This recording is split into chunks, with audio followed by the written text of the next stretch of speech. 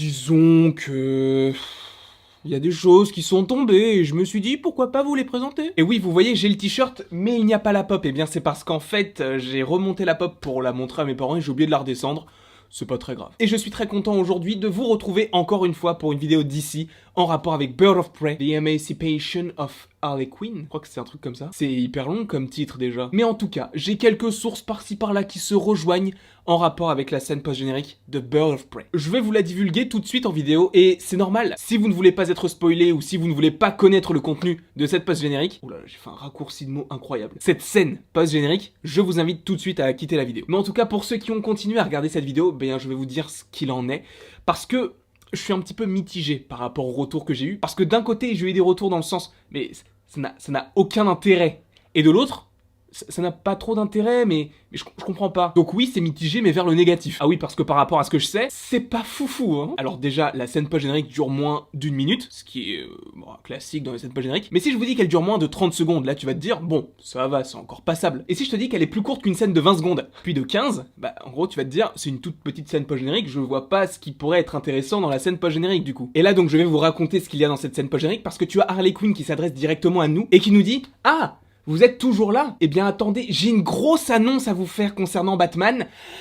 Enfin, c'est ce qui se passe dans la scène post-générique. Alors d'un côté, c'est totalement inutile. Et de l'autre, bah, je vais quand même essayer de trouver des arguments pour défendre cette scène post-générique. Parce que du coup, d'un côté, tu as une scène post-générique d'environ 15 secondes qui te dit que Harley Quinn va te dire des choses en rapport avec Batman, et là, c'est mort. Et surtout, sachant que Ben Affleck ne compte pas rejouer Batman de sitôt, sachant qu'il y a déjà Robert Pattinson. Est-ce qu'elle parle du Batman de Ben Affleck ou celui de Robert Pattinson? Et après vous allez me dire, oui mais Robert Pattinson, son Batman, il n'est pas lié au DCEU. Je suis d'accord là-dessus, mais on pensait aussi que Flash n'était pas lié à la série The Flash. Je parle du Flash de Justice League. Alors que dans un épisode, bah il apparaît. Donc bah t'as plein de choses qui se mélangent et ça donne énormément de théories, mais d'un autre côté tu te dis, bon bah 15 secondes pour nous dire, j'ai une révélation à vous faire, Batman, fin.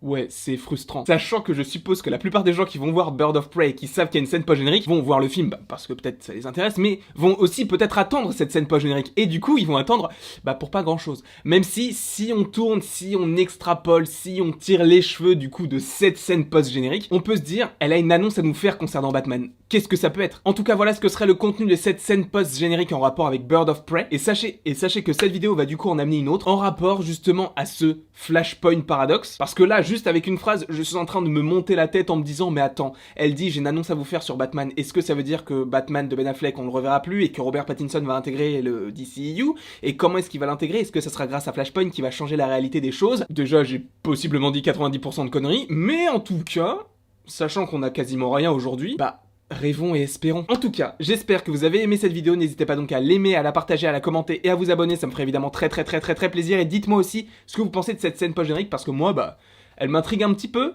Pas énormément, mais un petit peu. En fait, si, elle m'intrigue beaucoup. Et je me dis que, connaissant d'ici, d'un côté, ça peut être un truc hyper lourd, mais d'un autre, ça peut être une daube incroyable, ce qui va suivre, en fait. Même si, évidemment, j'attends The Suicide Squad de James Gunn, j'attends également Black Adam, Wonder Woman 84, pas vraiment, Aquaman 2, oui, ok, mais ce que j'attends surtout et ce qui m'intrigue beaucoup, c'est le film sur la fosse, qui sera un film horrifique ou d'horreur, on verra ça, mais ça m'intrigue beaucoup, sachant que moi, bah, du coup, j'aime bien les DC, mais même si le DCU fait un petit peu n'importe quoi en ce moment, et l'horreur, bah, du coup, moi, ça me fait énormément peur, je suis très peureux dans les films. Dites-vous qu'un jour, bon, j'étais petit, mais j'ai fait un cauchemar, et en fait, dans mon cauchemar, je jouais juste à Animal Crossing. Oui, c'est pas un cauchemar de ouf, et pour certains, ça peut être un rêve.